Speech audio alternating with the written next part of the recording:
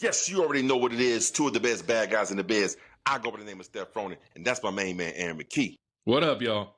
And we are your 44 Heelz podcast, and we'd like to welcome you to Word on the Street, sponsored by Woo Energy Drink. And guys, if you love some Woo Energy Drink and you want more of it, or if you haven't even had it yet and you want to taste it and give it a try, make sure you go on wooenergydrink.com and put in the promo code 44Heelz20, and that's 44Heelz20, and you get 20% off your order for rocking with the 44 Heelz and Woo Energy Drink.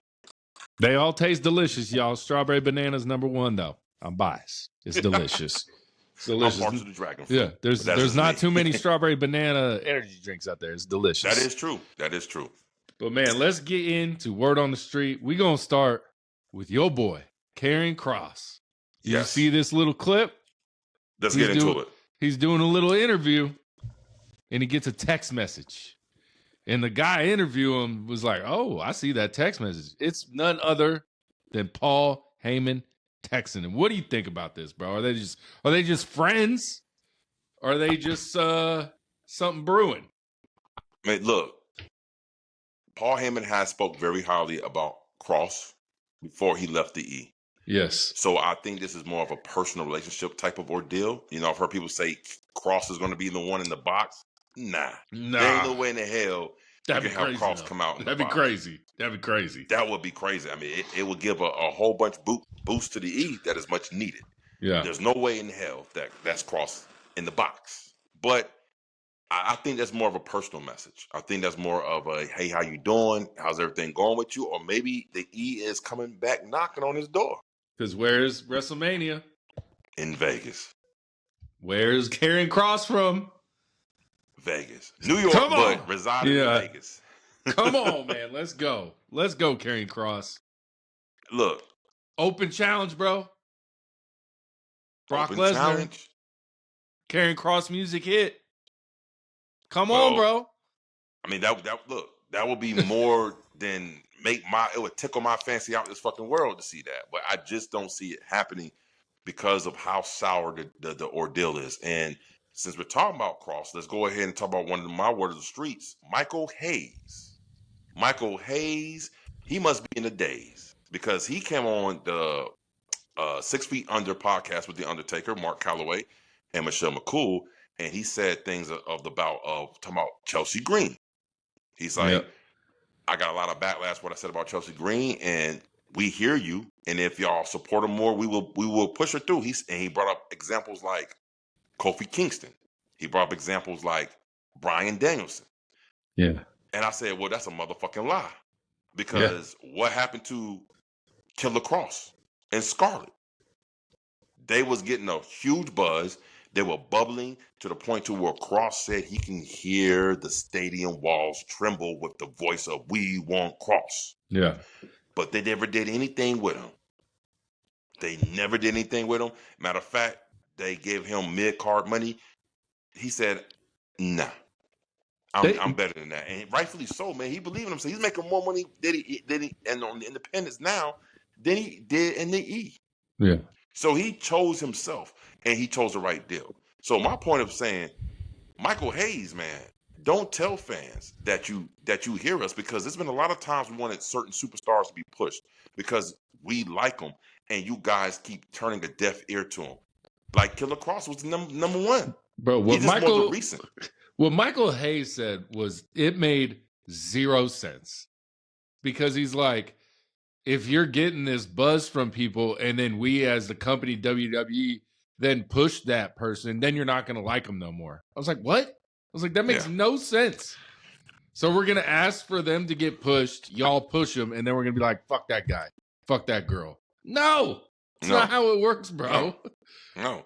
If anything, it might help you guys out because we feel like we have a voice in some decisions. Do we feel like we're going to be the main all, the be all? No, of course not. Yeah. But I mean, it will feel good to know, like, man, they heard us. They pushing who we want. Let's enjoy the ride. Yeah. So what he said makes no sense. And he even like backed it up something like, these are y'all's personal feelings. Y'all don't know how the business works. I was like, if I hear fans, we want Kross. His shirt sells out. when you sell it in the stadium, I think you should push with Kross. Like, I don't. What I'm seeing 1 + 1 = 2. He's like, no, 1 divided by 1 times 3 times 4. No, you're making it too complicated, bro. 1 + 1 = 2, bro. Shirt sales, crowd reaction, push. Simple. Don't make it too difficult, right? Jesus, bro. And one thing I can say about with the Kross, when I looked online, they tried his shirt. It was a back order. It was sold out. So not only was he selling out shirts in the arena, he was selling out shirts online. Yeah. So there was no excuse for how they treated him and what they've done. Now, I ain't the one to tell Scarlett to do whatever they do, but if the E comes to them with a respectable contract and they want to make amends and push them or whatever they feel fit to subsidize and come back, I'm all for it. As long as I get Kross on TV once a week, Raw, SmackDown, Dynamite, Collision, don't matter. As long as I get him, I'm cool with him. All right? I'm cool with it.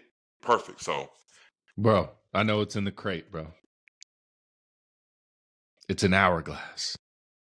Bro, don't then do that. The open challenge for Brock Lesnar is Karrion Kross, bro. I just booked it. Give me that, bro. Give me that. Oh, my God. Boy, you talking about Blockbuster. Come on, bro. Blockbuster. That's Blockbuster. I guarantee that brings back We Want Kross chance. Bet it brings them back. Damn, but you know what, bro? See, what did Kross always relate himself to? Doomsday. Yeah. What is one of the popular lines they say? Don't open until what? Doomsday. Yeah. Is the hourglass inside that it's box a huge Doomsday? Bro, that's gonna be insane, bro. Blockbuster. Yeah. I don't care. That's Blockbuster right there. That got me excited for WrestleMania already. That's all I needed right there. That's what Paul Heyman was texting him about, bro. He's like, we're gonna have an hourglass. You're coming back to face Brock Lesnar at WrestleMania. He's gonna whoop that boy. And he's gonna win, bro. Come on with it. Come on with it right there. Yeah, what if it was it might have been the plan the whole time, bro. Oh, don't do that, bro. It was definitely not the plan the whole time. And then I'll be right. It was all a work. But you know what? You know what an insider said. Word on the street, an insider said that the opponent that is going to face Brock Lesnar is LA Knight. No. Yeah. Well, then Brock Lesnar gonna whoop him, bro. But that's what the insider said. Word on the street. So I don't want to see that, bro. I don't want to see that at all. No, bro. It's the hourglass and it's Karrion Kross at WrestleMania. I like it. That's some good booking right there. I like that. Let's talk about the hot topic, AJ Styles. He was on a podcast. He said he's retired, all that stuff. We know he's retired. But now, when I get home from work, he just signed a new deal with WWE to be a head of talent development. Yeah. So, no AEW AJ Styles, bro. Yep. Yeah. And I think one of the OC brothers said, I forget which one it was, but he was like, Carl Anderson. He's like, I didn't see AJ Styles going out with just WWE. He thought he'd go to AEW. He thought he'd go to TNA somewhere and have a couple more matches or something. But it's looking like AJ Styles is done. Stick a fork in him. He's done, bro. Yeah. Word on the street, AJ Styles was on the podcast, and he said that his neck is about shot. He said his neck is... Because he still look good, bro. He still look good. He still look good, but damn, I mean, we don't know how much he's still bumping in that ring. We don't know how hard and how hurt he is. Yeah, that's him being professional, you know. Yeah. So he's like, my neck is tore up from the flow up. My neck is about shot, and I just don't have it. He was like, I don't want to be one of those wrestlers that sit too long at the table. You know who I'm talking about. You know what I'm saying? You don't want to sit too long at the table. There could be a lot of people you're talking about, bro. There could be a lot of people. You're right. So it is official. AJ Styles retired from pro wrestling. He is now a backstage talent to help develop talent. It hurts because I feel like he kind of shorted the industry because we didn't get to see a run in AEW. And what joy would have been to see a run. I don't care if it was just 4 matches. I don't care. It could have been 2 matches. Hit Will Ospreay, hit your Kenny Omega, hit your Swerve. I don't know who else. Kyle Fletcher. Come on. Kyle Fletcher, man. Damn. You know, come on, get some Kevin Knight in there. Get some Speedball in there. You know what I'm saying? Yeah. There's plenty of talent for him to go off on in there. So, yeah. But hey, from the 44 Heelz podcast to you, AJ Styles, we appreciate you everything that you've done since your inception in this industry. You've entertained us, you wowed us, and we very much appreciate you for putting your body on the line to entertain us. For us.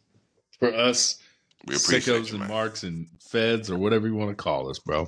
We appreciate it. AJ Styles, hey, man, do your thing, man. Whatever you're going to do, I'm pretty sure you're going to be good at it, man. And if you're going to be talent relations, he can be down there at the PC, I'm guessing, right? Talent development, PC. I hope he'll be on the main roster.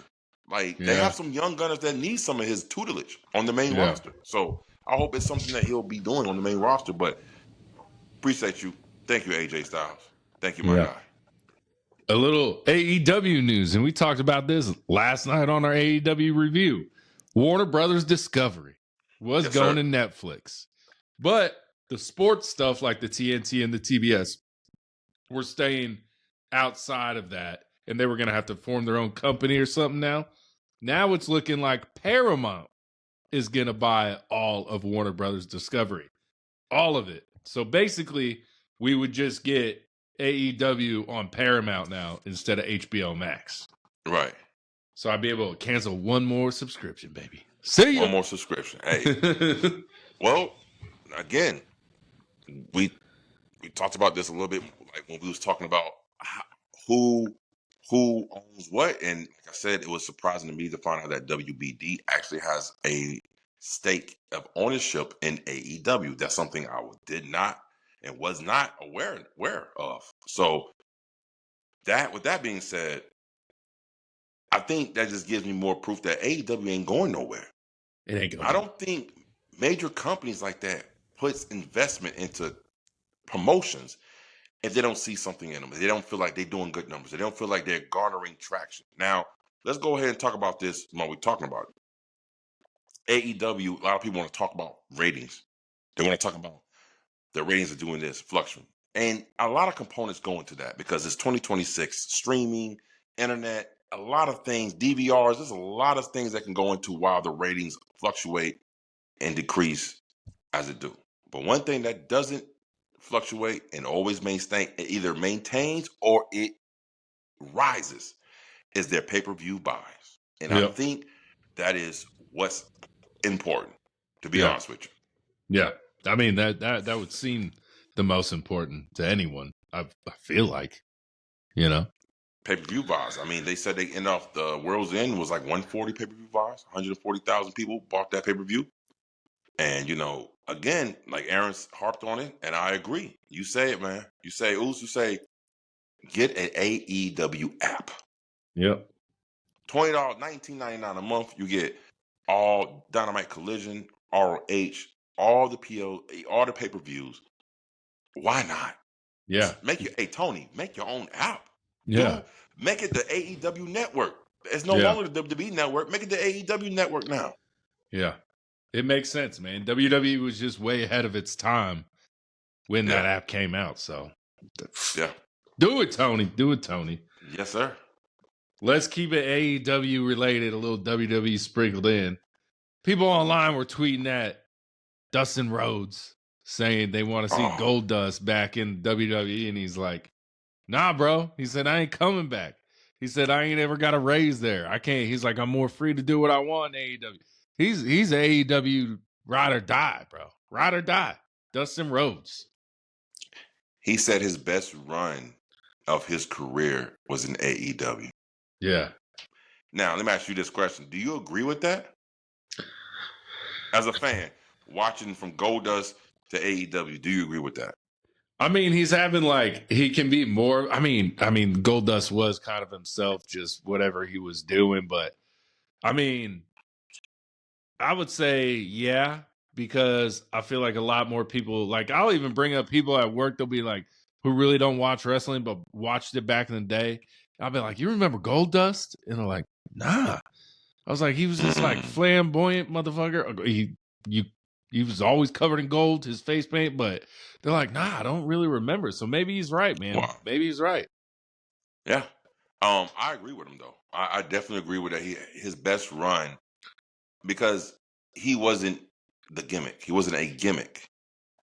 Goldust is a whole persona, a whole gimmick that really wasn't him. You know what I'm saying? And again, we talked about this before. That gimmick caused a rift between him and Dusty. Yeah. You know. So, and let me tell you how fucked up the E is. It's like, this is some Vince McMahon shit too. You got his big brother in some paint and gold and some character. Then you turn around and put little brother in the same thing. Yeah, Stardust.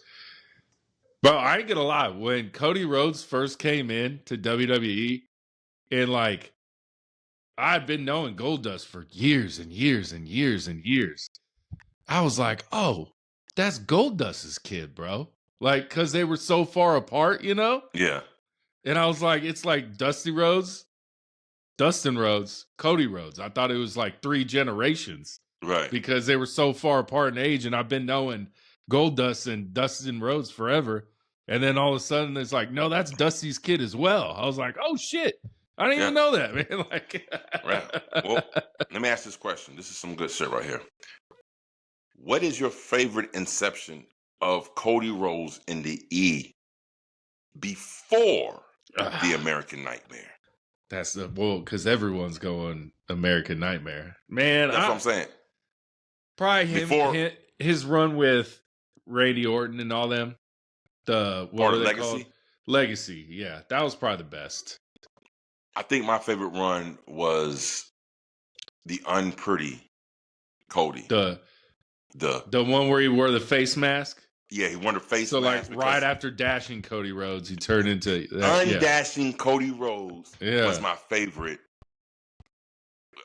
gimmick of his in the WWE. Undashing, because I didn't like the dashing shit. That that was borderline like, I don't know, this boy kind of funny out here. You know what I'm saying? Like, but when he was the undashing Cody Rhodes, he had that mask, the NBA mask where the players wear to protect their nose and stuff.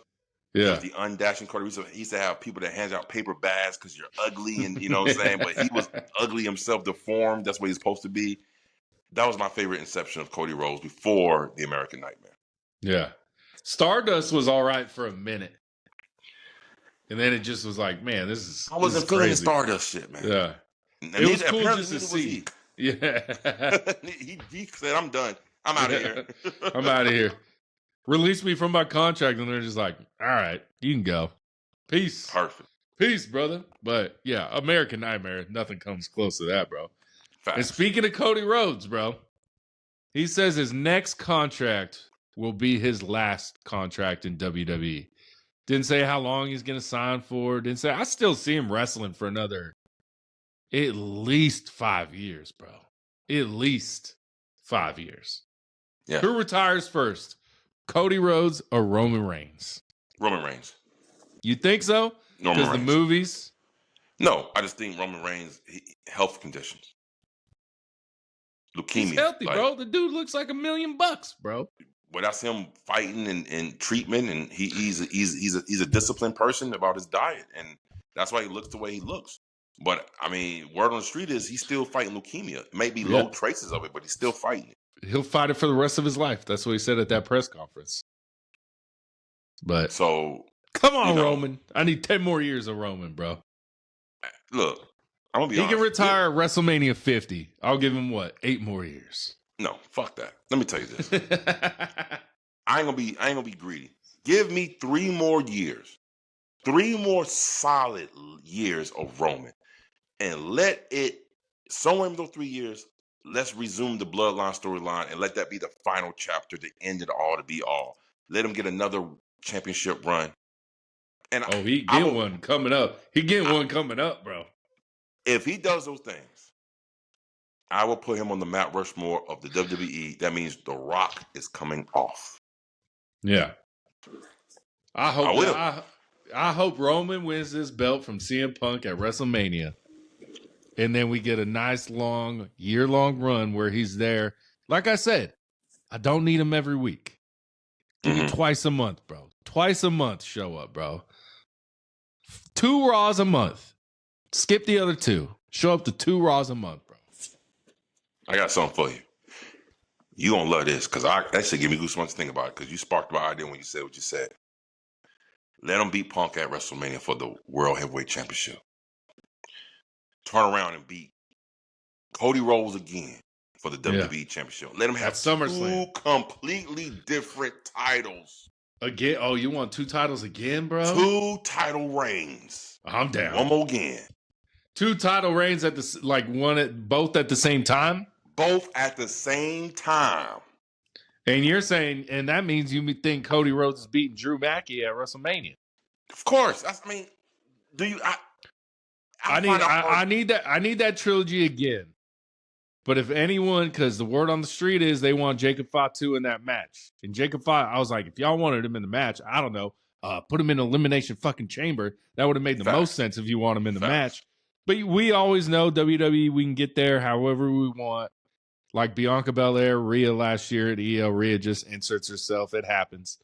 They're going to do something along those lines again. But I would rather see Jacob Fatu get the belt at WrestleMania, and then we get Jacob and Roman this year. Ooh, boy. I can wait till next year's Saudi to get Cody and Roman 3. And you think Roman? Let me get Jacob as champion. Okay. Roman as champion at SummerSlam. Okay. Now, I like that because that's good shit. But the only thing that goes against my dream of the bloodline coming back with Jacob Fatu in the bloodline. That's the only reason why I say no. But other than that, well, who's cool with Jacob? Jimmy. So the bloodline story is still there. They just might be feuding within the bloodline again. Jay picks Roman. Jimmy picks Jacob. No, you wanted them to go against. I want them to go against a whole nother family. Yeah, it's not the White Six family. No, not them. Not Sesame Street Gang. Not them. But I like it. But what do you think about the idea of 2 title Roman reigns, the World Heavyweight Championship, WWE Undisputed on both shoulders? Yeah, I'm down, bro. That would, to me, take him here, because you know why? Even though he's already had 2 belts. But they both look the same. It just don't hit like. Yeah. And then for a little bit, he had 3 belts because they unified the championship, and then Paul Heyman's like, I'll still carry the other 2 belts, bro. I'm good. John Cena did that. John Cena had the WWE Championship and the World Heavyweight Championship on the same shoulder. That would complete Roman Reigns' Grand Slam with the World Heavyweight Championship, and that just solidifies him. And then let him have a good, nice run. Yeah. Let him have a good, nice year run again. Bro, that was put him in the Mount Rushmore for me. Yeah. And on top of him being more frequently on TV. Yeah. But until that shit happens, he on that other mountain. He's the fifth wheel on the other mountain, bro. He's got some dates after Elimination Chamber, so we're gonna get a lot more Roman. I still don't think we'll get a match on Raw or fucking SmackDown or any I guess it's gonna be on Raw now because he's going after CM Punk. But yeah, bro. Can we at least get one more match in Atlanta? Can we get one more match in Atlanta before Roman Reigns retired? Please, come on, man. Yeah, let me get some Raw. Have I seen, bro? I've back in the day, no. Yeah, I've never seen Roman wrestle live, bro. I seen Big Dog Roman. I never seen Tribal Chief Roman wrestle live. Yeah, because Bad Blood I would have went to, but I was in New York, so couldn't go. You're right. Yeah, because I would have went. And them tickets that's when the ticket price started. I'm like, wait a minute, why are they so high? That's when it started at Bad Blood. And Bad Blood was a great show. It was a great fantastic show. Yeah. They had bangers on that shit. That was a good show. Yeah. Shoot. I don't think the E put on a good show like that in a while. Damn. Bad Blood might be the last good pay-per-view. Wow. Is Bad Blood the last great PLE the WWE put on? See, but I didn't mind SummerSlam, bro. I like SummerSlam. I was a fan of SummerSlam. Do you think SummerSlam was better than Bad Blood? If I had to choose to go to Bad Blood or both nights of SummerSlam, I would have chose SummerSlam. I would have chose Bad Blood. Ain't no way in the hell going through SummerSlam, bro. Ain't no way. Because remember that build up the Bad Blood, man. It was Roman and Cody on the Georgia Tech football field, face to face. That shit was so good. Me and you had to jump on the pod that damn same night. I watched you watch. Let's get. And that was when we was only recording on Thursdays. Yeah, we had to get on and jump on that same night to cut something because it was that damn good. It was. So you're in my way, in my life. Damn. You're in my way. And speaking of WrestleMania, bro, the start time for WrestleMania, and it's not confirmed whether it's the start of the pre-show or the start of the show, has been moved back to 2:30. Wait, what? Yeah, brother. 2:30. 2:30. They don't know if it's a pre-show. I don't know. That's what I'm saying. Because I remember last year, what time did it start in the East Coast? So we're saying it started at what? It started at 7 or 8? It started at 8, right? No, I think it started like at 7. 7, yeah. So, but they said the official WrestleMania start time is moved back to 2:30, but they don't know if that's pre-show or if it's the show. And I don't like that. I don't like that, bro. I don't like that. I know it's a stadium, so it'll still look dark in there and stuff, so that's cool. I don't get those daylight matches I hate because it's a dome, you know. But, man, come on, bro. Let me ask you this. Is that 2:30 West Coast time or East Coast time? I think it's East. Wow. Well, because if it's, I think it's East Coast time, bro. Because usually that's what everything goes off of is East Coast time. East Coast time. Yeah. Wow. Because it's always like 7 Eastern Standard or something. So they might be starting at like 5 p.m. here for the main show, bro. And they're saying that because maybe it gives them more flexibility because you have those curfews in those big stadiums. You know, you have to end it at certain times. It gives them flexibility to do more matches every night. And I'm like, well, you guys better start fucking saying some matches then, bro, if you want more matches, you know? Yeah, time is ticking. Yeah. it's ticking. Oh, man. Look, man, like I said it once before, and I'm going to say it again, man. I'm not excited for this WrestleMania because this has been the most lackluster build and road to WrestleMania that I've ever can remember in a long time. Bro, they better pick it up after Elimination Chamber, and I'm talking right away. I'm talking about Raw, SmackDown, immediately, away type stuff, man. Don't wait 2 weeks and then pick it up because and nothing crazy. We don't need crazy. I just want to see which way they're headed. You know what I'm saying? Yeah.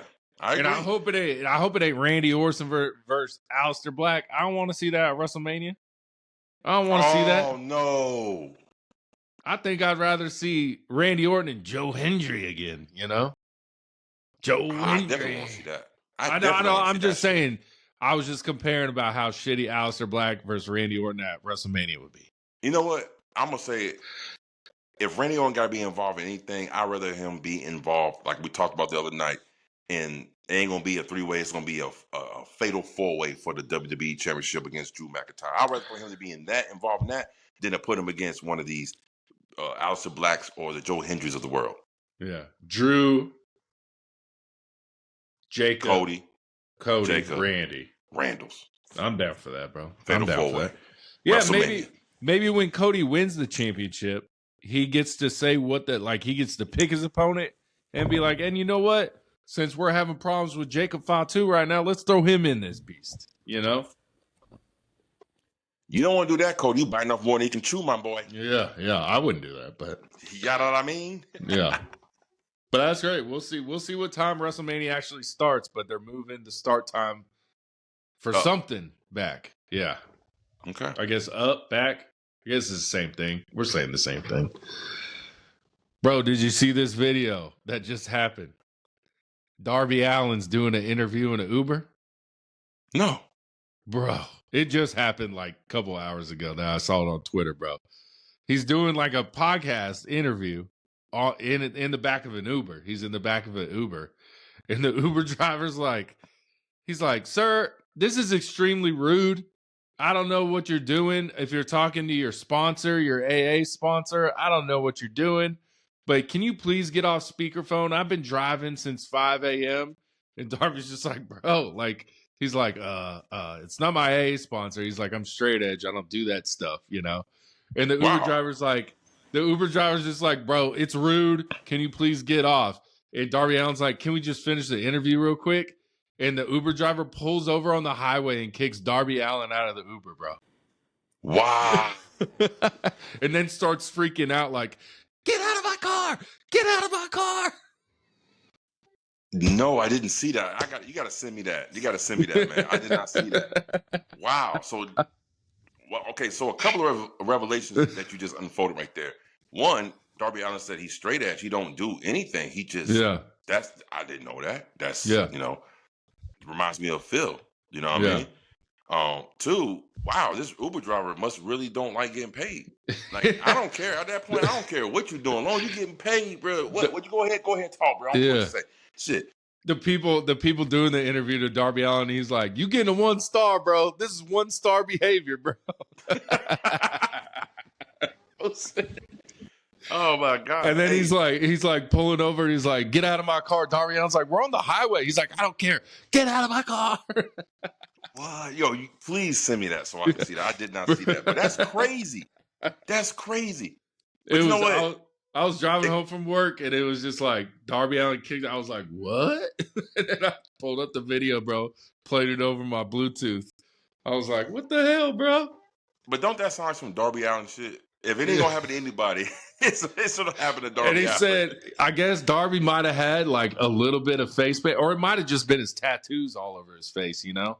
Yeah. But the guy had some that, like some branches or something that coming on his face. The Uber driver said something like, I knew from your face paint that you was gonna be a problem. Oh man, come on. AEW, man. I do better than that, bro. AEW fans are about to find this Uber driver and get him just 1 stars all the time, bro. I swear, bro. Bro, AEW fans are gonna try to get this man fired, bro. That's what they're gonna try to do. Oh man, that's shit was. Please send me that link. Don't forget, I want to see that, bro. That shit was hilarious, bro. Hilarious, bro. Penelope Ford got hurt. Bro, but good news is it wasn't as serious as they thought it was. So she'll be back to the in-ring action very soon. Oh, man. I feel bad for her. That does suck. But who's going to fill those shoes? Well, you already know. Who? Marina Shafir. No. Who joined Mega Bad? Lena Cross. Oh, shit. I don't know. I still want Megan Bayne to get this TBS championship. Yeah, I do too. But if Lena Cross and Megan Bayne become the tag team champs, bro, ain't no one beating that. Bro, no one beating them, bro. Them some double B's, bro. Like, they ain't nobody beating them, bro. That's a more intimidating tag team than Marina Shafir and Megan Bayne, bro. Oh, my God. Nah, they not. Look, that's not fair.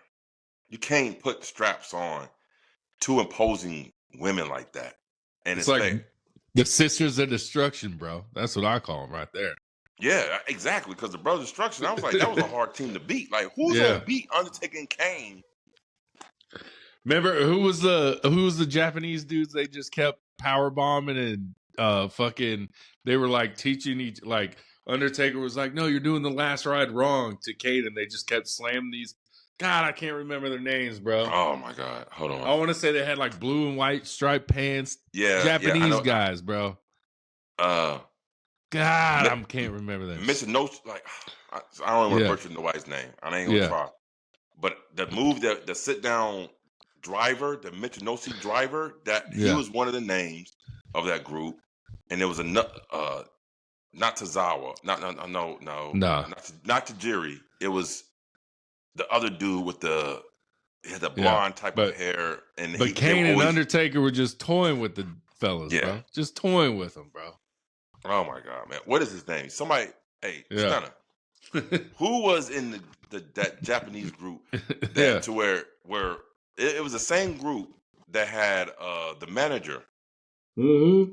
and it had fucking Val Venus. He was hitting on their like another Asian. She was a woman in their group, Japanese woman. He used to hit on her, and then they had that man tied up in the back. He said, "You want to find out what happened, choppy choppy?" And then he was chopping up his penis, bro. That's what yeah, bro. It was that group. I saw a lot. You brought up his name, bro, and it reminded me. I saw a lot of hate online for Val Venus because obviously he's got a big personality online right now. He's more, right leaning. So a lot of people hate that type thing. But people were saying he wasn't over in the Attitude Era, bro. Nah, bullshit. Bro, bullshit. People who didn't watch wrestling knew who Val Venus was, bro, because of that character, bro. Listen, this is how hard it is. See, we talk about this. There's over and there's really over. Yeah. Right? This is how hard it is for you. As over as Val Venus was, or well known he was, he might have been a household name, but if you watch Raw every week, you know who Val Venus was. Yeah. Being a mid-carder, that's how hard it is for you to get from here to here to here. And people who didn't watch wrestling said, "Hello, ladies," all the time, bro. Growing up, everyone knew who Val Venus was. Yeah. Everyone knew that man, bro. Yes. Everybody knew Val Venus was the porn star wrestler. That's exactly what was his finishing move? The money shot. Come on, man. Come on. Would you say, like, people knew who Rikishi was, right? Yeah. People knew because of his, his finishing move, or not his finishing move. The cheeks in the corner, whatever he called it, Stink face. Stinky face, yeah. But, like, people knew who Rikishi was. Was he super over? No. Was he over with Too Cool? Absolutely, bro. Scotty Too Hottie, bro? Scotty Too Hottie? They did that dance in the Royal Rumble, bro. Oh, that was great, bro. What brought me highlights that to see Pop Dukes dance with his sons, the Usos. My greatest tag team of all time, the Usos. To do that dance and then have them just, that was dope as hell, bro. You that is every father's dream, to start something and your sons pick it up and then we reconvene and we all connect right here. That would be such a good moment. What they said when the Usos were feuding that time, building up to 40, I just don't know why they didn't bring Rikishi in any storyline at all, bro. Listen, that is the biggest injustice. Yeah. That you don't even bring a Rikishi in the Bloodline storyline. Yeah. You could have made Roman Reigns a super heel if you had him just say, "What? Spear How Rikishi. Dare you come to me? I'm the tribal chief. Your time has passed. Yak up. Spear. Yeah. You know what I'm saying? Super punch Spear. Knock him down. Have the Usos look at him like, what you gonna do? What you gonna have them make him choose? Is either me or your... Oh, my God, bro. Come on.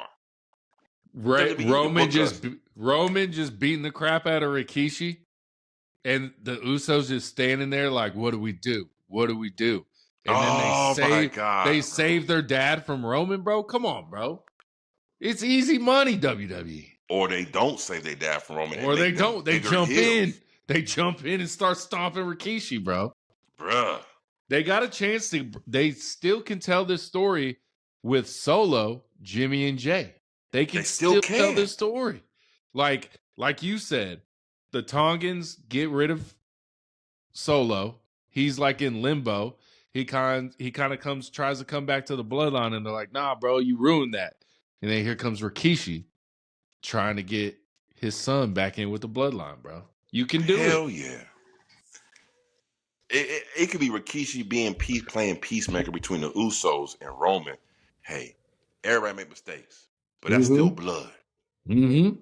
He needs help right now. He is getting his ass whipped. You know what I'm saying? Like, you can still incorporate Rikishi. Yeah. But I think Rikishi's done talked too much shit. You know what? He did. He has talked too much stuff about WWE, but hey, they in the business of making money. That makes money. That makes money. Like, I'll watch. Yeah. Be glued to the tube. And then you have Stone Cold walking across the street and Rikishi hits him again, bro. I did it for The Rock.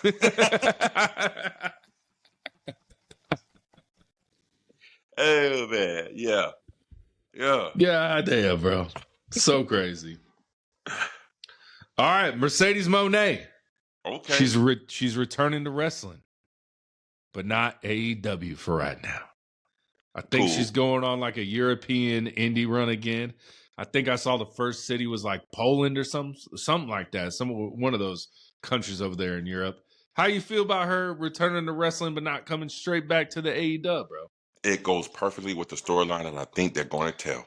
Yeah. She's going to lose every single one of those titles all her way to Allin, and only to get the main cake from that she hasn't got yet. That she hasn't gotten.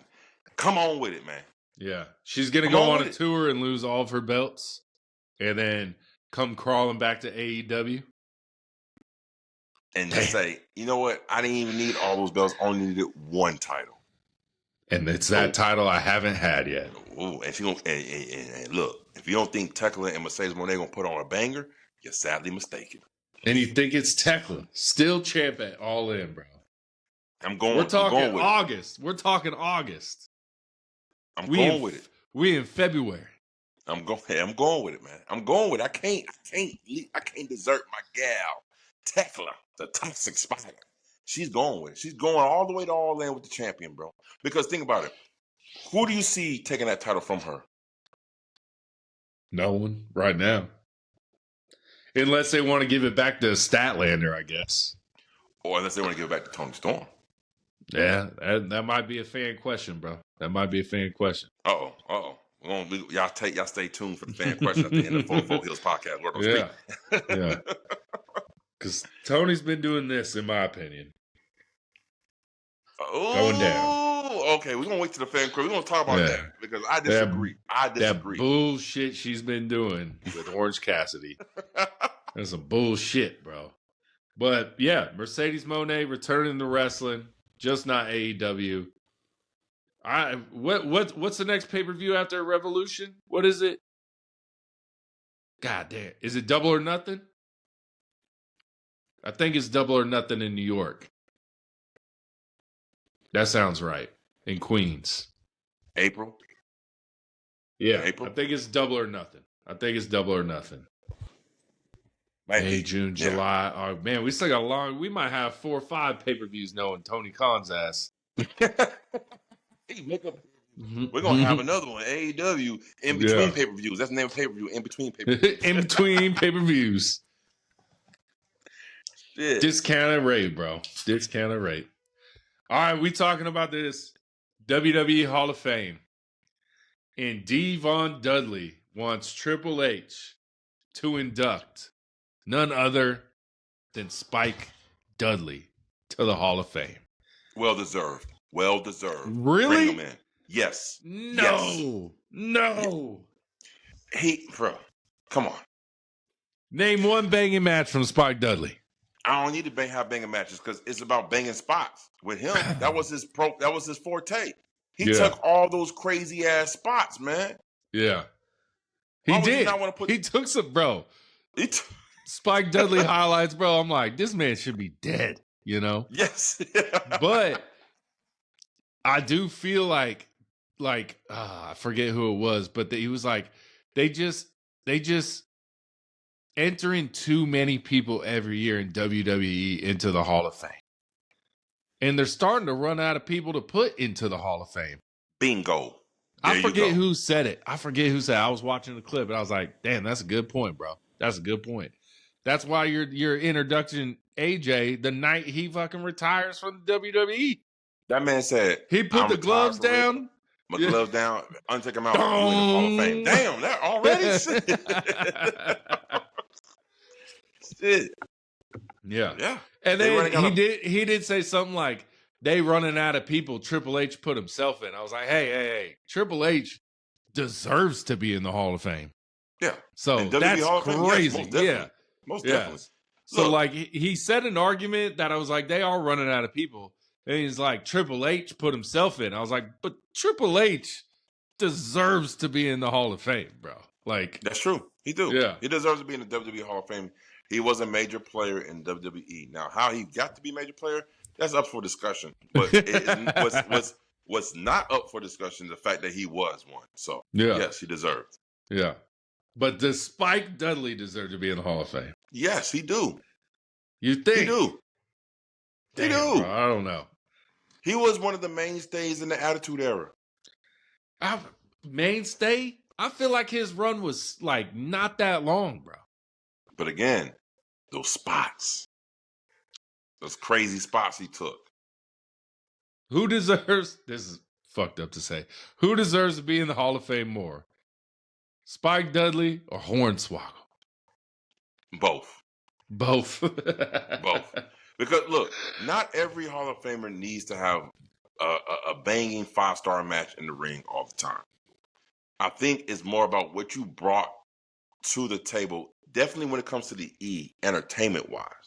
Yeah. Hornswoggle was that man underneath the ring for the longest. Yeah, bro. Spike Dudley was that man that took them crazy-ass bumps that the Dudleys didn't want to do. You know what I'm saying? So I think they played their positions to a T to where I think they deserve to be in the Hall of Fame. Okay, now, so last year we had the first match introduced to the Hall of Fame, which is Bret Hart and Stone Cold Steve Austin. Deserving, not the most deserving, but deserving. That would be my pick for the first ever match getting inducted into the Hall of Fame. So what match do you think this year gets inducted into the Hall of Fame?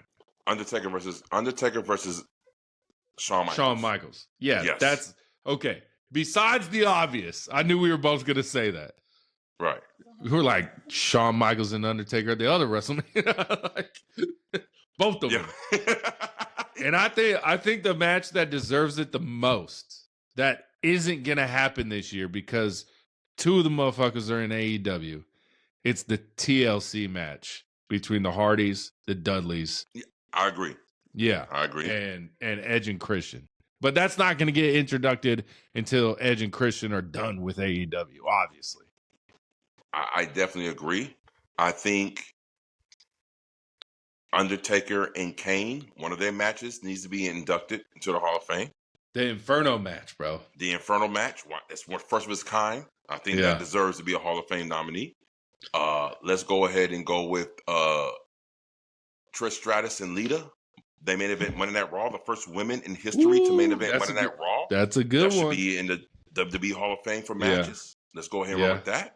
Let's go ahead and run with Becky Lynch, Bailey, and was it? No, just. Oh no! Oh, I'm thinking. Never mind. I'm thinking again. She's in AEW. I'm thinking Mercedes Monet and Bailey at. But that should be NXT. in there. That should be in there. But let's go ahead and bounce off that. Becky Lynch, Ronda Rousey, and Charlotte Flair. Flair, WrestleMania. The first women to main event WrestleMania. That should be a match that goes in there. Yeah. Give me Ronda talked too much shit about WWE. She ain't getting in, bro. She can't make it. She can't make it. Give me John Cena versus CM Punk in Chicago. Money in the Bank. Yeah. For the for the WWE Championship. That deserves to be in there. Undertaker and Triple H, but they're not going to do a Triple H match because the internet would hate it. But it deserves Undertaker, Triple H, Hell in a Cell, Shawn Michaels, a special guest referee. That deserves it. Yeah. The first match between John Cena and The Rock. WrestleMania. Yeah. How about this? How we just skip over this? Shawn Michaels versus Bret Hart Iron Man match, WrestleMania. I was going to say that, bro. I was going to say it, but I was like, I don't know if you can do Bret Hart 2 years in a row, even though it's Bret Hart, you know? Yes, that deserves it right there. How about Goldberg versus Hollywood Hogan in the Georgia Dome? Yeah, that's true. That crowd was so crazy, bro. Yes, you're right. What's that? You praying? My lady getting at me, bro. Oh. I told her, bring me another beer, please. And it's with attitude. So. Another woo energy, if you will. Yes, if I will. Another woo energy, baby, please. I love my woman. Bro. She's a good woman. But, bro, yeah, there's so many matches, bro, but damn. Yeah. Rey Mysterio, Eddie Guerrero, Halloween Havoc. Huh. I'll give you, how about HBK and Kurt Angle, WrestleMania? Yeah. Crazy work. The triple threat match, Rey Mysterio, Randy Orton, Kurt Angle at WrestleMania when Rey Mysterio won the World Heavyweight Championship. Yeah. Come on now. How about Kurt Angle, Brock Lesnar, Iron Man match on SmackDown? It was the only match of the night. Bro, come on with it now. It was the only match of the night, and the first hour was just a build to the match, bro. It was the only match on, bro. First hour was build. Second hour was the match, bro. Damn, we talking all these Iron Man matches. Are we getting Drew and Cody at WrestleMania? Iron Man match? Come on. I still don't want to see that shit, though, bro. I don't want to see that. I don't think I want to see it either, bro. Yeah.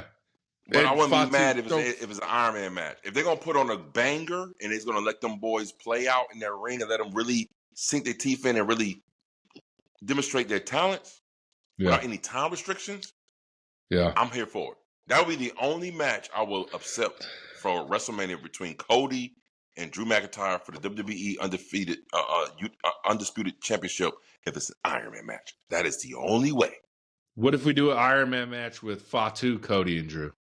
No. Iron Man match don't work with 3 people. You lose it then? We can't. Whoever has the most pinfalls at the end of the match wins. Nah. You get 3 of them? Okay, so I'm not shitting on your idea because I do like the creativeness of it. That's be the first time in history we have a triple threat Iron Man match. That would be a great idea, right? But it takes away the intimacy between just 2 going at it for the one prize. And if y'all don't think if there's an Iron Man match at WrestleMania that we still don't have an ad for some WrestleMania merch or some WWE merch in the middle of this match, y'all are crazy. There will still be an ad. If there's an ad, there's no way WrestleMania can go an hour without throwing an ad in that motherfucker, bro. They will do a picture-in-picture and try and sell some t-shirts, bro. Guaranteed, bro. You're right. They're gonna have a picture-in-picture. They're gonna have some Slim Jim commercial being shown and white chairs. And I think that's gonna kill it, though. I think that's going to kill it, man. You let that match be what it's supposed to be, the standalone, the highlight of the night. Yeah. Triple threat Iron Man match. You heard it here first on the 404 Heelz podcast. Aaron, that's a good-ass motherfucking idea. Yeah. You said no at first, but now you're coming around to it. No. I said no at first it's Cody. It's not traditional. It's not traditional. But Jacob's because it takes away Jacob's intertwined right now of the match because it's like it's too many variables in that. But shit, it's 2026. Fuck it, why not? Yeah, triple threat Iron Man match. Let's go. They each get 1 pinfall during the hour, and then it comes down to like the last 30 seconds, last 5 minutes. Who's gonna get that extra pin, man? Yeah. Hey, bro, you know what's funny So before Undertaker and Shawn Michaels at WrestleMania, Undertaker was saying how they were like one of the last 2 people in the Rumble, and Undertaker and Shawn wanted to have a match in the Royal Rumble. They're like, let us go for 15 minutes, and Vince hated it. He's like, no, babyface versus babyface, it doesn't work. But then he ended up letting them do it, and it was great. It was great. It was classic. So, man, give me Rumble next year. Give me a match in the ring after the Rumble, bro. I agree. Make it happen, bro. I agree. And the men had time this year. The men had time, bro. Their Rumble was shorter than some of the women inside the Rumble. You know what I mean? You're fucking right. You're right. You think about that. You're right. Some women lasted longer in the Rumble than the whole men's Rumble. Oh, that is true. Damn. But shout out to WWE for giving the women more time than the men. You know, shout out to them. Look, we love women wrestling on this podcast. So, and we ain't no discrimination on here. Yeah. But damn, I mean, you could have gave the men a little bit more time. I mean, damn. You could have gave Roman and Gunther a little bit more time, and that's gonna be the last 2. Let it build up to some that's what I'm saying. Oh, that's coming, bro. Oh, it's coming. It's definitely coming. I'm here for it too. I'm here for it too. Bro. I'm here for it. Gunther I versus think the we tribal. Listen, you know, this is one of our questions, bro. I gotta say it. I gotta say it. Go ahead. We just brought it up. Who should have the first title defense be with if Roman wins the belt? And Gunther seems like that guy, bro. The Ring General versus the Tribal Chief. Bucket. Yeah. Bucket. Have they even had an interaction? Right off the top, I don't know. No, because Gunther Gunther messed up Jimmy up to the build to last year's WrestleMania and Jey won. Remember, he made him bloody, all that stuff, and all that good stuff. And you know what? I've been seeing this reel of Jey Uso's botches with the Otis kick, the one where he tries to go over the rope. It's been going around the internet a little bit. But then they also show the slip when he went to spear Gunther. And I was like, guys, that wasn't a botch. That was supposed to happen. So it really, you know what I'm saying? Remember when he was like going to spear Gunther and he slipped and then Gunther got on top of him? I was like, that was part of the story because the week before, Jay Dunn killed himself trying to jump over the top rope and didn't make it. Yeah. It was part of I was like, so don't show that as a botch. That was part of the storyline, guys. I'm upset about it. I'm upset at y'all, whoever made that video. Well, let's go ahead and talk about it a little bit. We had Jacob Fatu come out, Word on the Street, and we had Jay come out, and they're talking basically the same points of, to sum it up, enjoy the show. Yeah. And look, I do not like this. Let me tell you why. As much as I love Jacob Fatu and Jey Uso, I do not like the fact that they have to come out and tell fans to just shut up and enjoy the show. This is basically what they were saying. More or less. It's not more or less. It's more and more. This is what it is, man. They were telling them to just sit back and enjoy the show. Well, my rebuttal to that, on the behalf of WWE fans and pro wrestling fans, period, is how can we enjoy the show when the show isn't enjoyable?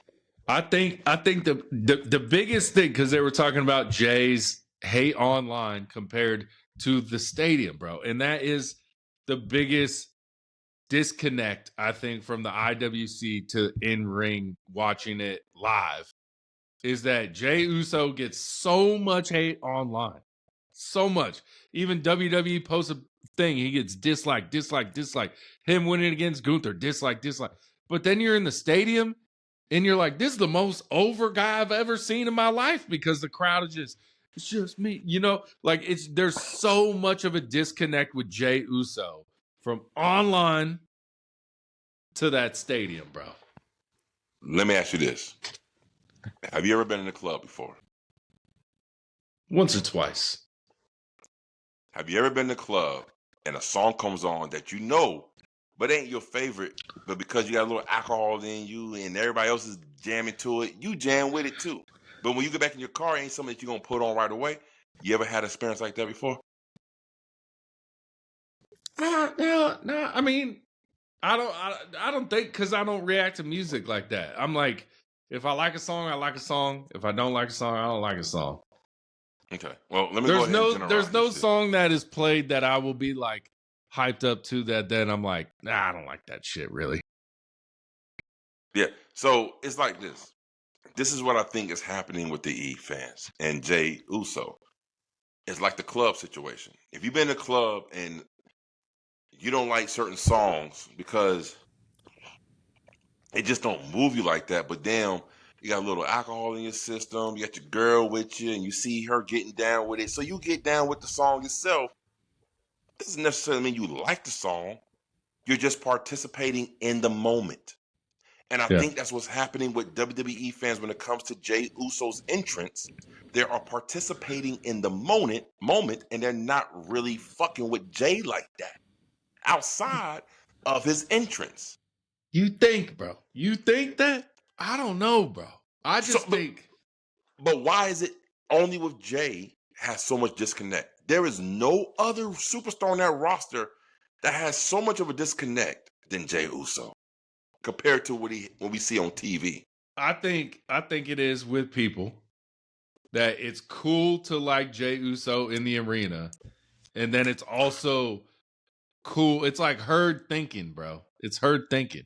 So when you're with the crowd, you're like, oh, this shit is lit, bro. But then when you go home online and everyone's shitting on Jey, you're like, oh, it is cool to hit on Jey. So I think it's a lot less people being self-thinkers. They don't think for themselves. They just follow that crowd. You know what I'm saying? So if you're on the internet, it's cool to hate on Jey. If you're in the stadium, it's awesome to love Jey. Yeah. Well, WWE fans are proprietors of a lot of herd thinking. Yeah. I know that to be true. Okay. But I also have to follow up with this, though. What if it's just a simple fact of the only thing good about you is your entrance? We don't want to see you in mattress. We don't want to see you get elevated to the top to win the championship because you're only a Bojangles to us. Shout out Kevin Nash. but see, but you understand what I'm saying, though, right?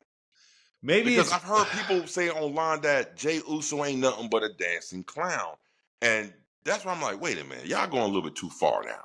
Yeah, because he's an Uso. No clown. He's a Uso. He's a Uso. He's a real one. Like, yeah. I know look, he's from it. Okay? Yeah. Like the Uso said, we interviewed the Uso. I go check out the interview with the Uso. He's a rapper out of Hawaii. Fucking great as fuck, man. He said it. Them boys are really from it. They from a part of San Francisco that ain't cool. You know what I'm saying? They from it. You understand? So I think it has something to do with that, man. I think it really has something to do. I think that's the same thing with people talking shit about Jacob Fatu culture. What's the word? Culture appropriation. Yeah. I bet you won't say that to his face. You won't say that to his face. But you notice how long that shit lasted, right? It lasted about a week, and that shit was done. Yeah. We move fast. Nobody is going to sit here and question Jacob Fatu's from it past. Nobody. I ain't fucking with Jacob Fatu. I fucks with Jacob Fatu. I fucks with Jacob Fatu. I ain't fucking with him.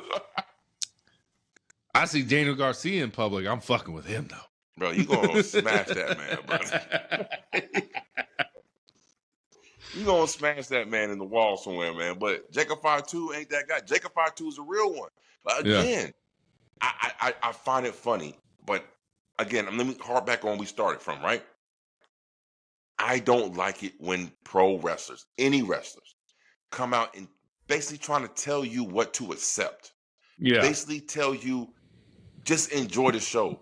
Because again, it's like saying, shut up and dribble. Like, no, motherfucker. No, listen. Yeah. If it wasn't for the fans that buy those high-ass tickets and those merch, you don't have a salary. You don't have those contracts. Yeah. You don't have anything without the fans. Yeah. So I think you should kind of just reel it back and understand that the fans may have an opinion. You don't have to agree with it, but don't sit here and tell the fans to just enjoy the show, because basically saying, shut the fuck up, enjoy the show. Well, like I said before, let the show be enjoyable, and we will enjoy the show. Yeah. Again, we probably get chastised for this and probably get some backlash from this from the wrestling community. I'm not talking about from other people who do what we do, but from the wrestlers themselves, because we're talking truth. They don't want to admit things like that, right? Yeah. They don't want to admit that. If it wasn't for the fans, we wouldn't even have a fucking industry. Yeah. You know what? You know what's crazy, bro? So there's a lot of hate online about the Atlanta crowd at Raw and how it was kind of weak, which we both said it was weak. But the show was kind of weak a little bit. There was some highlights. There was a little bit, very low. A little bit, bro. That's what that's what you're gonna say. A little bit, bro. I still love WWE, bro. We coming back, baby. Brock Lesnar came out, we was hyped. Jey Uso came out, we was hyped. But then once Brock Lesnar came out, it wasn't good because he just stood in the ring and Paul Heyman talked. And I agree with a lot of the IWC. It seemed like they was just trying to push WrestleMania or ticket sales in Atlanta. Brock Lesnar returning, Brock Lesnar returning. Brock Lesnar, show up. You ain't going to have to do nothing. Paul Heyman will do all the work. You just come out there, stand, go back. Appreciate you. Thank you.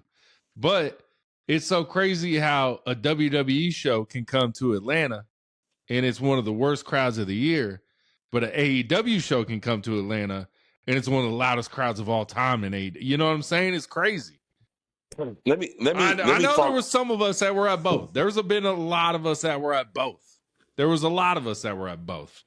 But, I mean, it does show, like, give us something to cheer about, we'll cheer.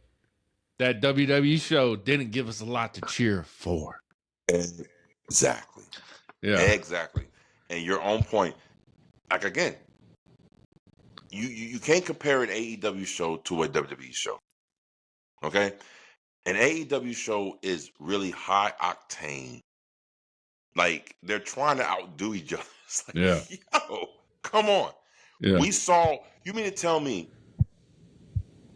when Winter is Coming in Atlanta, that was the last AEW show, we saw Kyle Fletcher versus Speedball Mike Bailey in the Continental Classic that was regarded as the best TV match of the year in 2025, and y'all want to compare that shit to what we saw on Monday Night Raw? I can't even motherfucking think of a fucking match on Monday Night Raw that was fucking good, because it wasn't one. You know what did suck about the Jey Uso match, though, in Raw, is Bronson got hurt, and and I was in Greenville when it was Kyrie, Zoe Stark, and Rhea Ripley, and Zoe Stark blew out her knee, and like WWE wrestlers can't, like, they're just like, they have a hard time making that adjustment on the fly because they know the spots that are coming. So once Bronson Reed got hurt, it might have been a great finish to that match. It might have been a great 10 more minutes, but Jay had to figure out a way, and El Grande Americano Chad Gable had to figure out a way. I'm assuming that's Grande Americano. I'm not sure. But like, so that took a lot out of that match. Yes, and this is where I give a little bit slack and a little bit grace to the E, because you had two uncalled injuries that happened during the show. You had Maxine Dupree knocked herself unconscious, okay? And then I think that was planned, though. That was planned. I don't know about that. I don't know if it's planned or not, bro. That was planned because Natty kept going back over there and walloping her, bro. I think that was. But the thing is, that explains why the match ended so abruptly the way it did live. I said, why did it end like that? We looked at each other like, what? Why did it end like that? I watched it back on TV. It looked like that was the plan the whole time. It looked like okay. So it was a bad plan to end the match. If we see Maxine Dupree, she didn't hit the ring post. Yeah, she didn't hit the ring post that hard. Okay. She didn't hit the ring post that hard at all. Okay. At all. It didn't even look like it was close. All right. So I was trying to give some grace to the E, and maybe there was two unplanned injuries that kind of halted the show a little bit. You know what I'm saying? Kind of messed up the flow of the show. But I mean, there's no way you can compare the E to the AEW, man. Not right now. Man, bro, does having a fake injury like Maxine Dupree like kind of kill the crowd a little bit, bro? Shit, like Seth Rollins at Saturday Night Main Event? It did. We were like, what's going on? Oh, so he's hurt? This sucks. Like, we were like, you know what I'm saying? So it kind of takes away. Kill the crowd. Yeah. Damn. So let me go ahead and say this, and we're gonna finish up this topic and move on to the next. Because let me say this though. We on the 404 Hill podcast, we wear our hearts on our sleeves. And I noticed in the comments we get a lot of people confused by how we say things. And I'm so sorry to break it to you guys. We're not tribalists, and we're not gung-ho for anything but the moment. If it's popping, if it's bad, it's bad. We're going to call it how we see it. Now, I know in some wrestling fans' eyes, they're not used to seeing and hearing things that much. But we're unbiased. We tell the truth. And if we're wrong, we will say it. If we're right, you're going to hear it. But there is no way in God's green earth that I'm going to sit here and praise something that I know it wasn't that good to me. Yeah. If it's good, I'm going to say it. Yeah. I don't care what the acronyms for the organization or the promotion. I don't give two fucks because I love the genre more than the promotions. And the genre is pro wrestling. So I would never, ever, and I know my main man, Aaron McKee, would never, ever fake the funk just to back up what we stated or what we're going for, because we just keep it honest on the show. Now, I know you're not used to that, and that's okay. But over here on these sides, we keep it 100. And I'm going to disagree with you. I'm a tribalist, bro. To these two motherfuckers right here, bro. I'm a tribalist. I love both companies. I fucking love them, bro, so much. When I don't like it, I'm going to tell you why I don't like it. You know what I'm saying? My good sir, if everybody visit any of our pages, the state of the name is the 44 Heelz Podcast, a AEW and WWE podcast. So it ain't no tribalist to both y'all. This is the only thing we watch. I'm a man of two tribes. I'm a man of two tribes, bro. Two tribes. AEW, WWE. I just love pro wrestling in general. And right now, and I watch what's more accessible to me. And right now is AEW and WWE. Okay? Yeah. I'm pretty sure New Japan got some banging ass shit. Major League Wrestling got some banging ass shit. Noah got some banging ass shit. House of Glory got some banging ass shit. But that's not accessible as AEW and WWE. Very accessible. Very accessible. All right, bro. Rey Mysterio is the last wrestler from the WCW roster since AJ Styles has retired. That could change if Chris Jericho comes over to WWE. But right now, it's Rey Mysterio. That's crazy, bro. Yeah. WCW ended in 2001, bro. Well, we are 25 years away. Most people don't even have 25-year wrestling careers. That's true. We still got Rey Mysterio. And people at work all the time, they'll say like something. I'll be like, Rey Mysterio is still wrestling. They're like, what? I'm like, yeah, bro. Yeah. I was like, maybe his son's actually a wrestler, bro. He sprinkled in every blue moon. You know what I'm saying? Yeah. But that's about it. You know what I mean? But he still go. So, yeah. That's a good fact. That's a nice fact. That's a good, interesting fact right there. I like that. Because I can't even tell you an AJ Styles match in WCW. I don't ever remember him being in WCW. Oh, listen. I really can't. It was his beginning years. He was during that down period of WCW Nitro in the early 2000s, you know, before they got bought out by WWE. And, you know, he wasn't really a mainstay, but he was doing amazing things that make him stand out in the cruiserweight division. Yeah. So that's what helped him, got him noticed and got him in TNA. And that's where he really blew up. But let me say this before we move on to the next topic. I want to put to rest this lie that Rey Mysterio never got a push from WCW. Bull shit. He was out there. I mean, he was one of the main rivals of NWO at one time, bro. Not only that, Kevin Nash lawn darted that motherfucker. He took his mask off and became one of the filthy animals, and he had commercials. Yeah. Not everybody have commercials for their merchandise unless they're popping, unless they want to push them. And they push him to the moon. And I just don't like the narrative of Rey Mysterio, Dean Malenko, Eddie Guerrero, Chris Benoit. They come over and saying that we never got a chance to display our talents on WCW because they only push the big top names. Come on. Guys, you was on TV as much as the NWO was. The first hour was all them guys. You know what I'm saying? Yeah. I just want to put a stop to that bullshit ass claim, because if you look online, there was old school Rey Mysterio commercials of him selling his $60 jersey, you know what I'm saying, with him and Conan. You know what I'm saying? So I'm just saying, man, like, sometimes I think we need to stop the narrative like, oh, we never was featured. You was featured. Yeah. You was featured. Yeah. All right, that's my last word on the street. You got any more word on the streets before we get to these last three questions? All right, get to questions. Since we talking about WCW, was Rey Mysterio in NWO? Right, he was, right? He joined them. No. No, he never did? Never did. You sure? Yep. All right, bro. My question is. It was in the LWO. Yeah, okay. Another subcategory. Right. The third subcategory. Did the NWO get too big? I know you got a lot to say about this. And I say no, they didn't get too big. I say yes.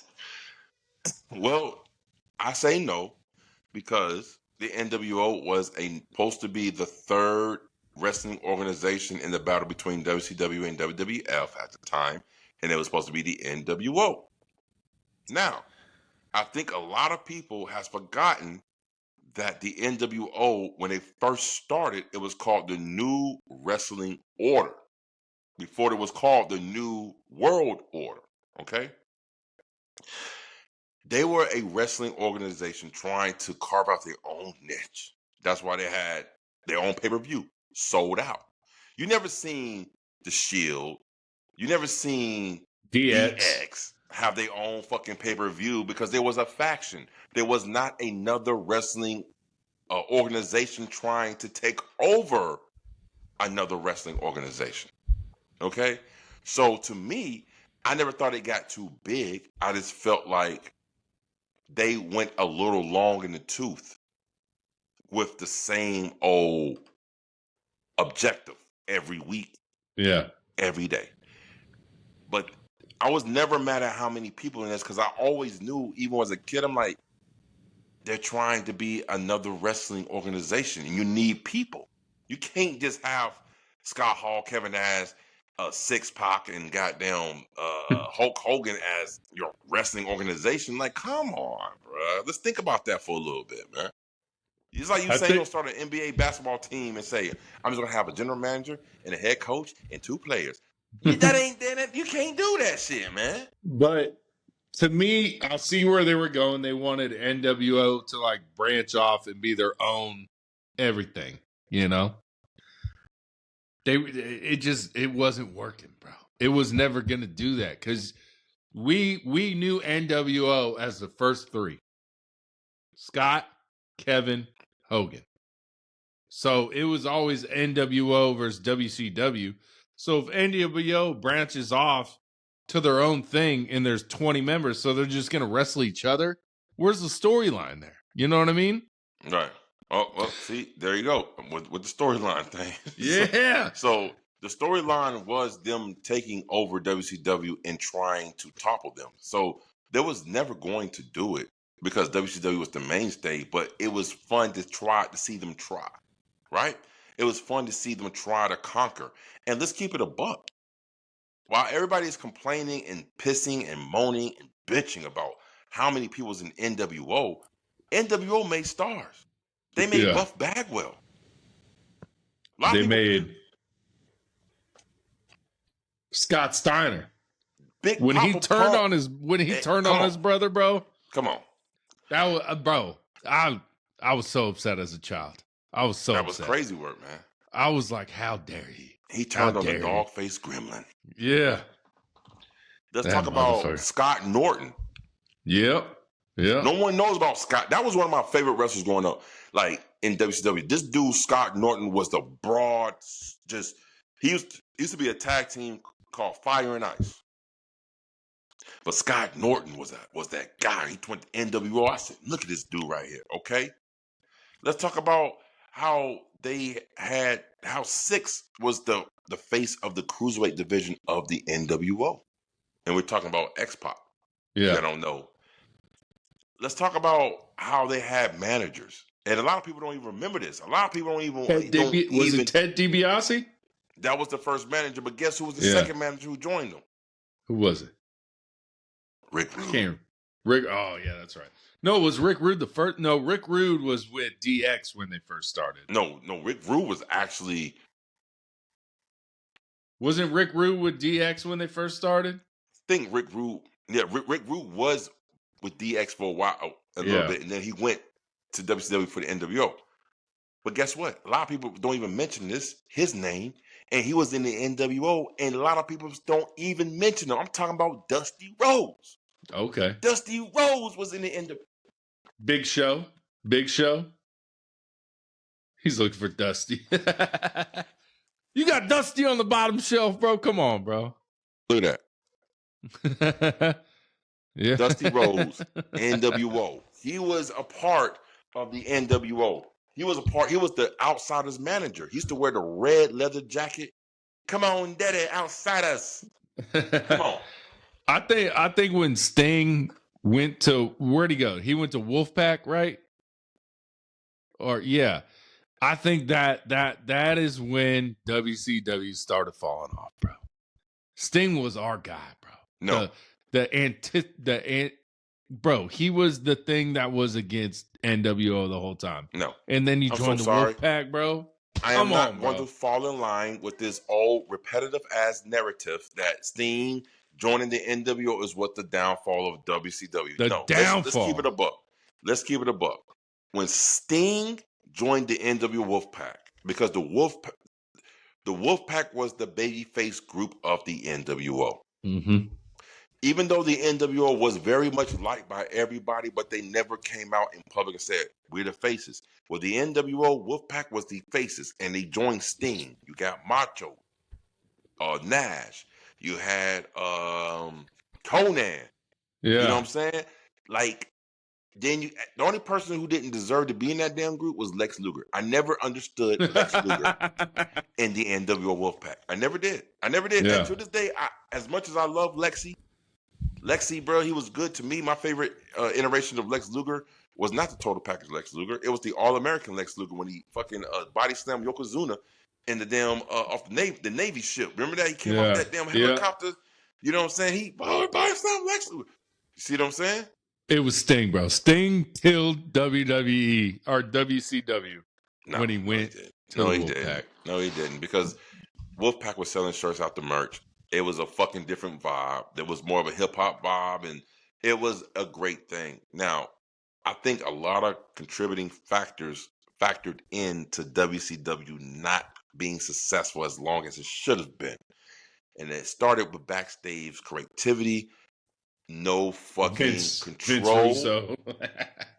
I don't want to pin it on just one person. I just feel like that company had no direction. That company at a certain point didn't have a leadership or authority or like an iron fist like WWE had back in the day. Like, oh, look, we can't try that shit because he's going to get us. And that thing, everybody was running wild.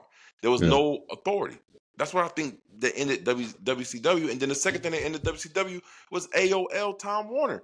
At the time, they didn't want any more pro wrestling on their program. So I don't care how good it was. If they said, we don't want pro wrestling on our station, get it off. Because let's keep it a buck. When they did do that, WCW Nitro was still pulling in 2.5, 3.2 million views every week. It wasn't the 5.5, 6.6, 7.8 views that they were doing at their peak, but they still was pulling in views. We don't even have a wrestling show pulling that many views right now. Yeah, it was a different time though. Different time. You're right, different times, but still, different times. They still, hey, 2.5 million views to 3.3 million views. Let's go ahead and get that off my TV. Damn, that's what y'all feel like right now. Yeah. Well, the season finale of Seinfeld did 50 million. So think about that, bro. And they said goodbye. No, he quit. Seinfeld quit, bro. Seinfeld quit. Right. Friends did more than that, which is crazy, bro. It's so crazy that And guess what? Dave Chappelle's show was offered 50 million. He said, "I'm going to Africa." Thank you very much. All right, bro. What are you doing with Toni Storm? What are you doing? I love Toni Storm right now. What are you doing with her? Book Toni Storm till Allin. What are you doing? I am booking her to keep until she has a formidable opponent to go against her in a riveting storyline or dismay. You keep booking Toni Storm to help build up the other women. What other women you helping her build up then, bro? What are you doing with Toni Storm? Well, Toni Storm already helped build Willow to another level, and Harley Cameron to another level, Chris Statlander to another level. The feud with her and Mercedes Monet helped bank Mercedes Monet to another level too. Okay? You need people like that. You need like John Cena. That's all John Cena did for the last 7, 8 years of his career was his build-up talent. But this ain't the last 7, 8 years of Toni Storm's career, bro. What are you doing? She was the biggest women's face in AEW. And I feel like they're just like not using her. See, at all. That's that WWE shit that you have in you, bro. You goddamn right. You want to fucking put your biggest stars show front all the time, but not help build other stars. And that's what WWE's in the pickle that is in right now, because they didn't did that so much. Now they best stars is getting long in the tooth. Yeah, I said getting long in the tooth. We'll be okay, brother. We'll be okay. But see, check this out. But will you be okay enough to make the other young stars that you're trying to do now that will be a threat to the bigger stars? Okay. So you think Cody Rhodes should start jobbing for Trick Williams and all these Obafemis and all that stuff? You think no. Roman should start doing this? You don't have to job to another talent to build them. You can give them the rub by being in the program with them. And then, I mean, Toni Storm ain't doing a lot of winning recently. And that's fine. But is it hurting Toni Storm? No, it's not. It is. It is, bro. Do I care? Do you care as much about Toni Storm as you did a year ago? I still do, because I know she's one of the mainstays of the women's division. You don't care as much, bro. You don't. Think about how much less we talk about Toni. We talk about Toni Storm so much less on this podcast now that she's doing these dumb storylines and all this stuff, when she should still be up there with talking about the belt, adjacent to the belt, something with something, bro. Mm-hmm. It's not good. Again, you have to just wait and see. You understand what I'm saying? I'm waiting. Everything is going to be microwave. I know you're a huge WWE fan and you want everything to be microwave for your ass. But like MJF give me that popcorn in 5 minutes in the microwave. That's what I want. Like MJF said, we are gourmet food on this side, Oos. You see what I'm saying? Your favorite guy, MJF, told you what you need to do. If they gourmeting right now, all they doing is sauteing onions with Toni Storm right now. That's what they do. Hey, I'd rather take sauteed onions than some goddamn microwave onions. I'll tell you that motherfucking shit. I'll tell you that right now. Shit. Because the microwave onions ain't doing nothing over there on the other side. So is she going to be a main component in Allin? Oh, fucking definitely. How? She ain't even got a match for Revolution yet, bro. What are you talking about, bro? Well, she's taking a little break. She don't deserve to take a little break. Nope. But here you are, the biggest Roman Reigns fan I know, and this motherfucker take 1,000 breaks. But you okay with that? That's his contract, bro. That's his contract. Okay. See, don't change the narrative that fits your fucking situation. Oh, I'm going to, bro. That's what I do. Yeah. Keep it 100 all the way. I'm keeping it 100. I'll switch my stance on everything all the time, bro. I'll do that. I don't give a shit. Toni Storm deserves a break. Let her get a little break. Do you think that would the women's division be better if Toni Storm was more involved in everything going on right now? You mean dominating the women's division? Is that what you mean? Not dominating. Just get her in there. She's in a cut your hair match, bro. Listen, she's giving the rub. What is wrong with wrestlers giving the rub to other wrestlers to help them make them more relevant? She gave the rub to Mina Shirakawa. Yeah. Marina Shafir. Yeah. Wheeler Yuta. She giving the rub to fucking Orange Cassidy, bro. Think about this, man. Come on now. Is she really, though? Is she really? Are any of those people going to be a bigger star than what they were without Toni Storm?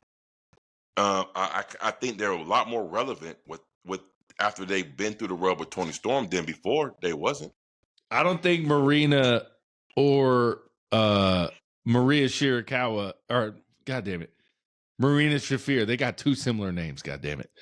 Marina Shafir didn't need the rub from Toni Storm to be even bigger. Let me explain something to you.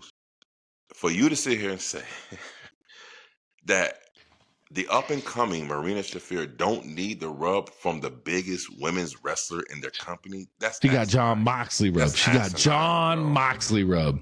Don't do that, bro. I see what you're doing. Don't do it. Don't do it because it don't make any sense. It don't make any sense, man. You have to a women's division you need that rub from the top women's competitor. That's just simple wrestling 101. Yeah, I'm good. Book Tony Storm better. Tony Storm better. Hey, I agree with you on that. Like, can she be booked better?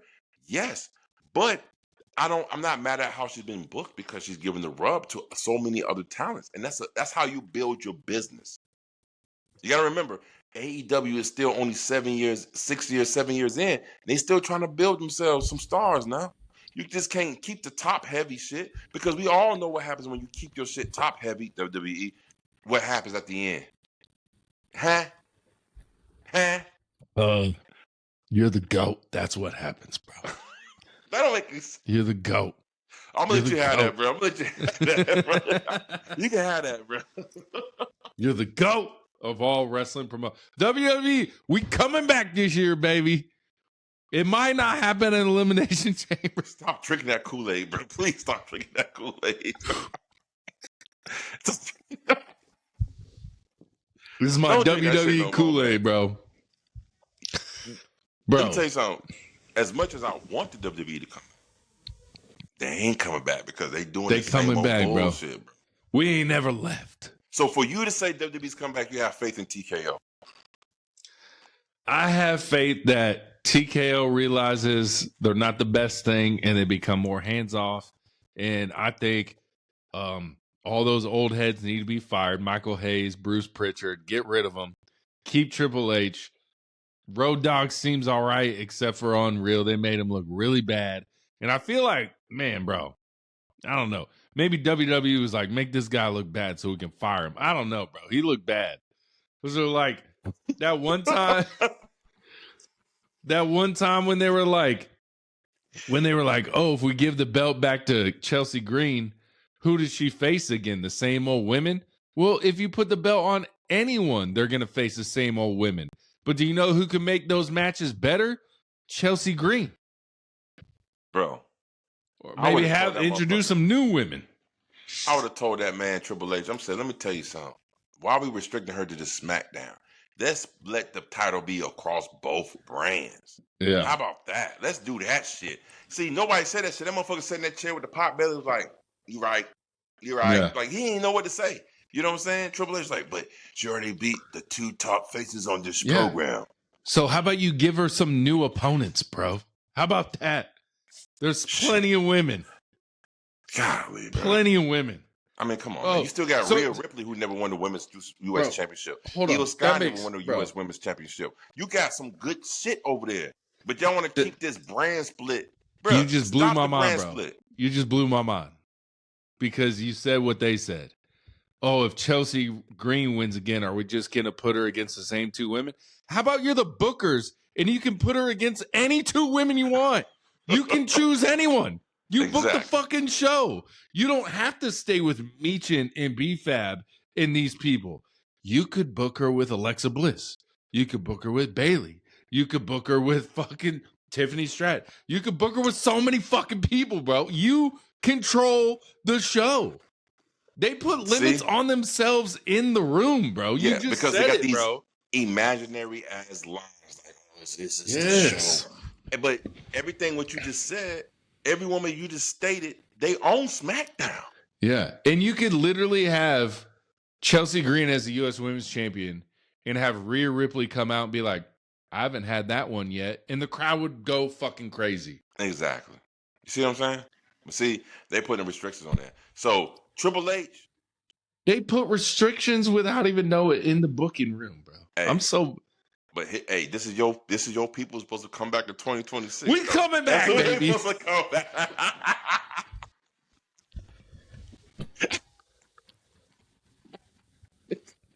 Oh man. I believe in y'all. Triple H, hey, I'm sorry, man. Triple H is on that motherfucking nominee for sit your ass down the world for 2026 with me, bro. He on there. Now, if there is an hourglass in that box, you're going to be like, WWE doing that thing, bro. Bro, if it is an hourglass in that box, I'm going to say Triple H ain't thinking of that shit. Paul Heyman did. I mean, yeah, for sure. For sure, bro. Triple H probably sour as fuck. I don't want to bring this guy back. Yeah. What you mean? Why not? Why not? Do you really think Triple H is mad about that? Bro, I don't Let me tell you something about Triple H, man. Triple H want to be the star of the show. This motherfucker's on the front cover on WWE 2K26, and he ain't been in the ring since 1992. What the hell, man? I think you're wrong, bro. I think TKO wants Triple H to be the star of the show, Dana White. TKO trying to treat him like Dana White, maybe so. Maybe so. I don't think it's Trips, bro. But Trips, I don't see TKO personnel out there in that thing telling folks what to do. I see Triple H out there all the time doing what he want to do. And that's what I'm saying, bro. Mm-hmm. Everyone online is kind of hating on Triple H, right? They're like, this blah, blah, blah. Why not? Let me stop you there before you go on. Why do you think they're hating on Triple H? Because the product is fucking boo-boo right now, and it's been boo-boo since 2025 to now. To them.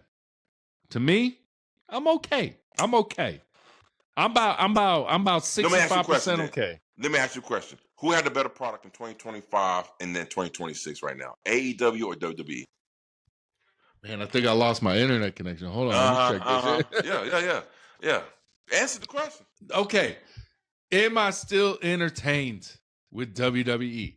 If there's a AEW pay-per-view and a WWE pay-per-view on the same time, the same day, and I'm off, I'm still watching WWE, bro. So I'm a loyalist or a tribalist to both. But if I had to choose, I can only watch one product or the other. Mm-hmm. I think I'm still going WWE, bro. Because I'm gonna clip that shit. I'm gonna clip that shit. Clip it, bro. Clip it. 1 hour, 36 minutes, 30 seconds. Clip it, bro. You didn't even answer the question. Who had the better product overall in 2025 and 2026 so far? I'm going to be like JD from NY, TNA.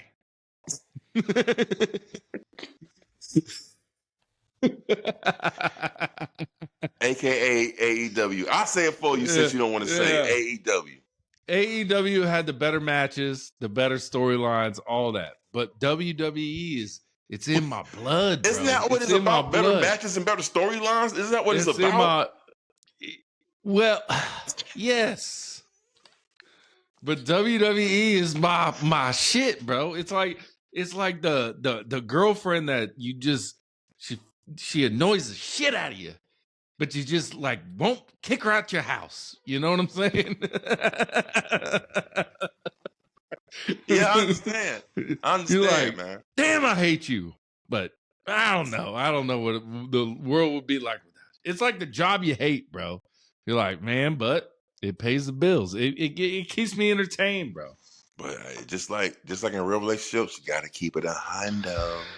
And I keep it a hundo. And as soon as the E gets back on track with the real E that I know. With the hourglass in the crate. Bruh. Bro, if I'm right about this. Book of the year. I'm giving Aaron McKee Book of the Year if he right about this shit, bro. Bro, and now that I've hyped myself up so much that I've seen Karrion Kross, I've seen everything, and if it's nothing related to Karrion Kross, I think Tommy Dreamer said it's something related to Gunther. I'm like, why the fuck would it be related to Gunther? What? Yeah.